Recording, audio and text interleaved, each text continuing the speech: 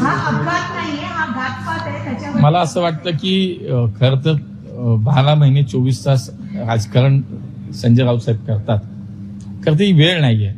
अशा वाईट आणि दुःखाच्या प्रसंगी आपण कुठल्या स्तराला खालच्या पातळीवर जाऊन राजकारण करतो याचं भान मला असं वाटतं अशा ज्येष्ठ नेत्यांनी ठेवलं पाहिजे.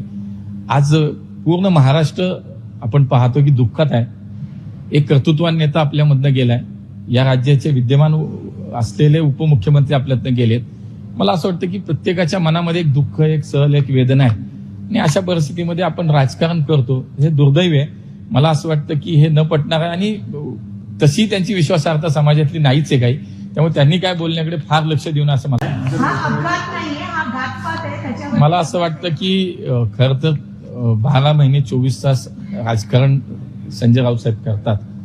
खरं तर ही वेळ नाहीये. अशा वाईट आणि दुःखाच्या प्रसंगी आपण कुठल्या स्तराला खालच्या पातळीवर जाऊन राजकारण करतो याचं भान मला असं वाटतं अशा ज्येष्ठ नेत्यांनी ठेवलं पाहिजे. आज पूर्ण महाराष्ट्र आपण पाहतो की दुःखात आहे. एक कर्तृत्वान नेता आपल्यामधनं गेलाय.